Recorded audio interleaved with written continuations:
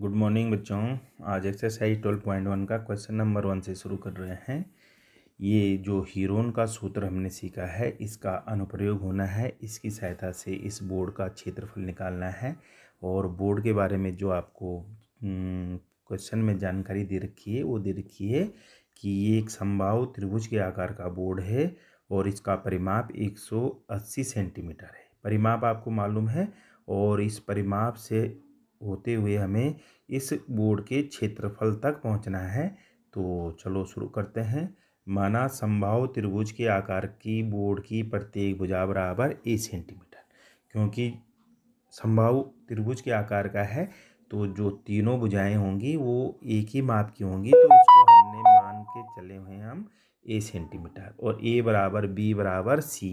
यहाँ b माने दूसरी भुजा की माप और c माने तीसरी भुजा की माप।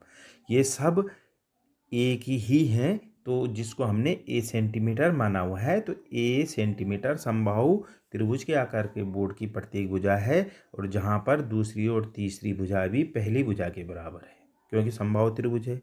और हमें परिमाप दे रखा है 180 सेंटीमीटर। और परिमाप हम जानते हैं त्रिभुज का परिमाप होता है उसकी सभी भुजाओं का मापों का योग, या चतुर्भुज का परिमाप निकालना हो तो उसकी भी चारों भुजाओं के जो माप होगी उसका योग कर देंगे। तो ये त्रिभुज है और समबाहु त्रिभुज है और जिसकी एक भुजा हमने मानी हुई a सेंटीमीटर। तो इस त्रिभुज का परिमाप हो जाएगा a a बराबर 180 सेंटीमीटर। ये हमें दिया गया है तो तीनों को जोड़ देंगे तो 3a बराबर 180, a बराबर 180/3 और a का मान आ जाएगा 60 सेंटीमीटर। a का मान हमने प्राप्त कर लिया 60 सेंटीमीटर। और जब a का मान मालूम हो गया तो वही मान b का भी होगा और वही मान c का भी होगा। पहली भुजा भी 60 सेंटीमीटर, दूसरी भुजा भी 60 सेंटीमीटर और तीसरी भुजा भी 60 सेंटीमीटर, क्योंकि समबाहु त्रिभुज के आकार का बोर्ड है और समबाहु त्रिभुज की प्रत्येक भुजा बराबर होती है। क्योंकि सम और बाहु, सम माने बराबर, बाहु माने भुजा और त्रिभुज, तो समबाहु त्रिभुज इसीलिए नाम पड़ा है कि ऐसा त्रिभुज जिसकी सभी भुजाएं बराबर होंगी। अब इसके चलते हम अर्ध परिमाप की ओर। तो अर्ध परिमाप का सूत्र होता है तीनों भुजाओं का योग में से 2 से भाग देते हैं हम a + b + c/2। लेकिन यहाँ हमें परिमाप पहले से ही मालूम है तो हम सीधे 180 को 2 से भाग दे देंगे तो अर्ध परिमाप आ जाएगा 180/2 बराबर 90 सेंटीमीटर। या a धन b धन c/2 से भी निकालेंगे तो यही आएगा 60 धन 60 धन 60/2 तो 180/2। क्योंकि परिमाप हमें पहले से मालूम है तो उसी को हम आधा कर देंगे। अर्ध परिमाप माने परिमाप का आधा।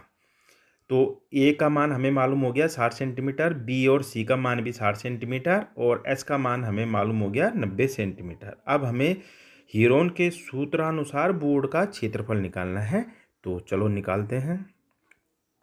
हीरोन के सूत्रानुसार जो बोर्ड का क्षेत्रफल आएगा वो सूत्र होता है s - a s - b s - c और इसका अंडर रूट लेना होता है।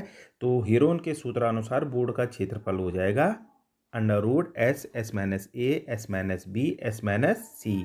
और जहाँ s त्रिभुज का अर्ध परिमाप होगा और a b और c क्रमशः त्रिभुज की भुजाएं हैं। और चूंकि यहाँ पर समबाहु त्रिभुज है तो a b और c का प्रत्येक का मान 60 सेंटीमीटर है।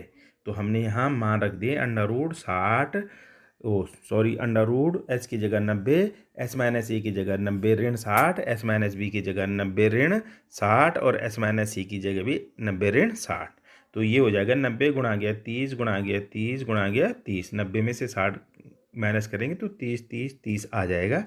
और अब हमें इस 90 को 2 भागों में बांट दिया हमने। 3 गुणा गया 30 और बाकी 3 बार 30 का गुणा है तो ये आ जाएगा 3 गुणा गया 30 गुणा गया 30 गुणा गया 30 गुणा गया 30। अब हमको अंडर रूट लेना है तो हम जोड़े में 30 गुणा गया 30 को ले लेंगे तो 2 जोड़े बन रहे हैं तो इन दोनों को हम अंडर रूट से बाहर ले लेंगे। तो 30 गुणा गया 30 और अंडर रूट 3, 30 और 30 का गुणा हो जाएगा 900 अंडर रूट 3। तो जो त्रिभुजाकार बोर्ड है उसका क्षेत्रफल आ जाएगा 900√3 सेंटीमीटर स्क्वायर, क्षेत्रफल है तो सेंटीमीटर स्क्वायर के रूप में हमें इसका मात्रक लिखना पड़ेगा।